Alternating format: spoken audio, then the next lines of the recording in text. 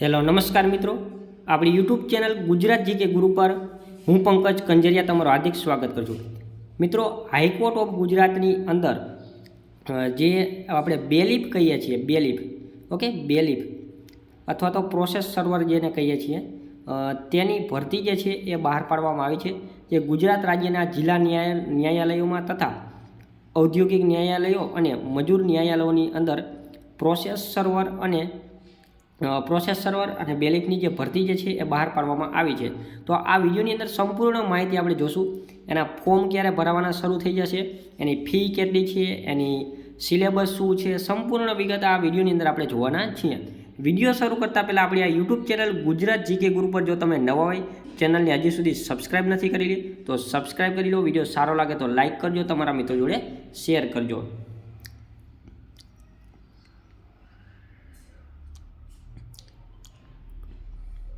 તો જો આની અંદર જે ગુજરાત રાજ્યના જિલ્લા ન્યાયાલય હસ્તકની પ્રોસેસ સર્વર બેલીફની કુલ 198 જગ્યાઓ તથા આપણી જે ઔદ્યોગિક અદાલત હોય છે, લેબર કોર્ટ હોય છે, એમાં ટોટલ 12 જગ્યા છે અને બીજી અન્ય જે કોર્ટ આપણી જે જિલ્લાની જે છે એમાં 198 જગ્યા છે. બંનેની આપણે કદાચ ભેગી કરીએ તો લગભગ 210 જેટલી જેવી જગ્યા થતી હશે. તો જોઈ લઈએ ટોટલ કુલ આપણે જિલ્લા ન્યાયાલયો છે એમાં 198 જગ્યા, જિલ્લા ન્યાયાલયોમાં 198 જગ્યા, એમાં જનરલમાં 114, એસસીમાં 10, એસટીમાં 20, એસસી બીસીમાં 39, ઈડબ્લ્યુએસમાં 15 ને બાકી સ્ત્રી માટે એટલી અનામત છે. અને જે આ બાકીની બીજી અનામત જગ્યા છે. અને ઔદ્યોગિક અદાલતો એટલે જે લેબર કોડ જે છે એમાં ટોટલ 12 જગ્યા છે. તો એની અંદર પણ જનરલની અંદર 8, એસટીમાં 1, એસસીબીસીમાં 2, ઈડબ્લ્યુએસમાં 1. આટલી જગ્યાઓ છે આમાં. અને આમાં એમ કહેવામાં આવ્યું છે કે ઉપરોક્ત સંખ્યાની અંદર ફેરફાર થવાની શક્યતા રહેલી છે.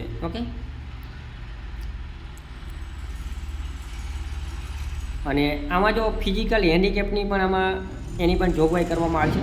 આના પગાર ધોરણની આપણે જો વાત કરીએ તો પગાર ધોરણ જે છે 19,900થી 63,200, એટલે 1900નો આમાં ગ્રેડ પે લાગે. કેટલા? 1900નો ગ્રેડ પે આની અંદર લાગે છે. 1900નો ગ્રેડ પે લાગે છે. અને આમાં ડાયરેક્ટ સીધો ફૂલ પગાર હોય છે. કેટલો? ડાયરેક્ટ ફૂલ પગાર હોય છે. આમાં તમે લાગો એટલે ડાયરેક્ટ સીધો તમારે 30,000 પ્લસ આમાં પગાર તમારો શરૂ થઈ જતો હોય છે. અને જો આમાં અનામતની તમામ વાત કરી, એસસી, એસટી, એસસીબીસી, ઈડબ્લ્યુએસ આ બધાને અનામત લાગુ પડે છે. આમાં કોણ ફોર્મ ભરી શકે? તો આપણે વાત કરીએ તો સરકાર માન્ય બોર્ડમાંથી ધોરણ 12 કે તેને સમકક્ષ સરકાર માન્ય પરીક્ષા પાસ કરેલી હોવી જોઈએ. મતલબ કે આમાં ધોરણ 12 પાસ હોય એ આની અંદર ફોર્મ ભરી શકે. ઉમેદવાર સાયકલ કે માન્ય ડ્રાઇવિંગ લાઇસન્સ સાથે મોટરસાયકલની પાસે લાઇસન્સ હોવું જોઈએ. ઉમેદવાર સરકાર દ્વારા નિર્ધારિત કમ્પ્યુટરનું પાયાનું જ્ઞાન ધરાવતો જોઈએ. ઉમેદવારને ગુજરાતી અને હિન્દી ભાષાનું જ્ઞાન હોવું જોઈએ. મતલબ કે આમાં એક 12 પાસ તમે હોવા જોઈએ અને તમારી પાસે મોટરસાયકલનું લાઇસન્સ હોવું જોઈએ.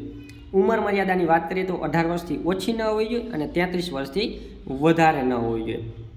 અને બાકી આમાં જો વય મર્યાદામાં છૂટછાટ પણ આપવામાં આવતી હોય છે બધાને. તો એ પણ આમાં છે. જો અનુસૂચિત જનજાતિ સામાજિક એસસી, એસટી અને એસસીબીસી આ તમામને 5 વર્ષની છૂટછાટ મળે. મહિલાઓને બીજી 5% છૂટછાટ મળે છે. અને જે બધા ફિઝિકલ હેન્ડીકેપ હોય છે, મતલબ વિકલાંગ, એમને 10 વર્ષની છૂટછાટ મળે છે. પછી માજી સૈનિકોને આ ઉપરાંત સેવા બજાવ્યો હોય તો એમને 3 વર્ષની છૂટછાટ મળે છે.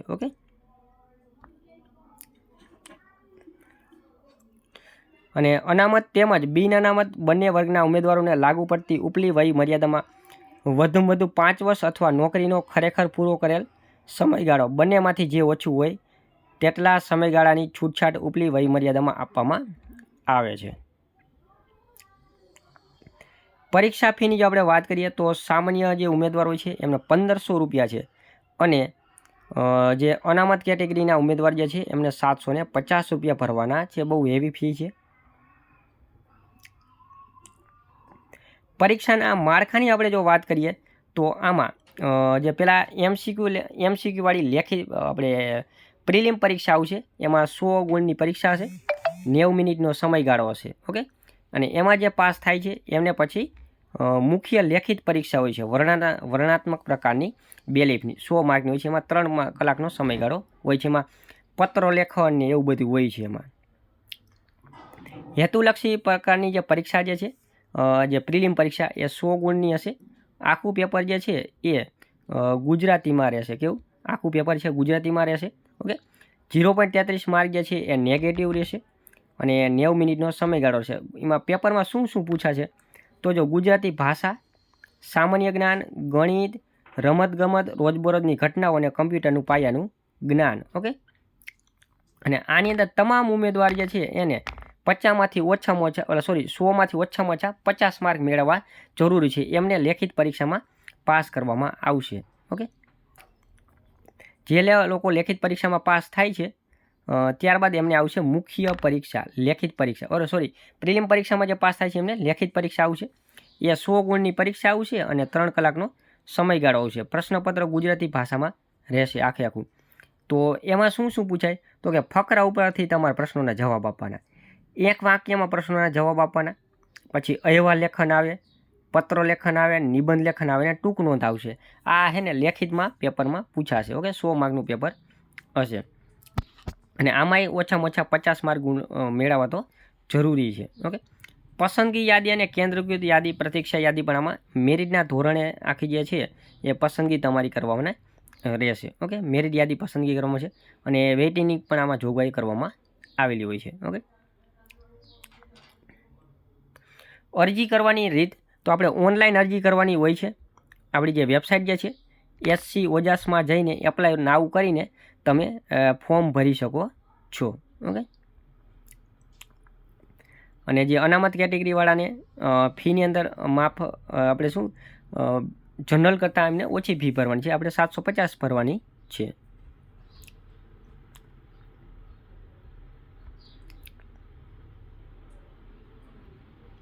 અને આ જે જાહેરાતમાં એમ કહેવામાં આવ્યું છે કે આરટીઆઈ જે છે એ સંપૂર્ણ પ્રક્રિયા પૂરી થાય નહીં ત્યાં સુધી આમાં આરટીઆઈ તમે કરી શકશો નહીં એવું આમાં કહેવામાં આવેલું છે. જો અને ડિટેલમાં પણ કઈ જગ્યાએ કઈ ભરતી જે છે એ પણ આમાં જણાવવામાં આવેલું છે. અહીંથી તમે જોઈ શકો છો.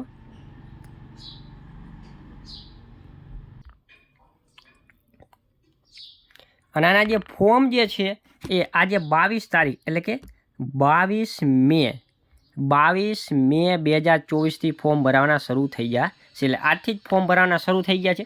તો વહેલી તકે આના જે ફોર્મ જે છે એ તમારે ભરી દેવાના રહેશે. ઓકે, આ સિવાય બીજા ભરતીને રિલેટેડ બીજા કોઈ તમારા ડાઉટ હોય તો તમે મને વિડીયોની નીચે કમેન્ટની અંદર જાણ કરી શકો છો. Okay, thank you. જય હિન્દ.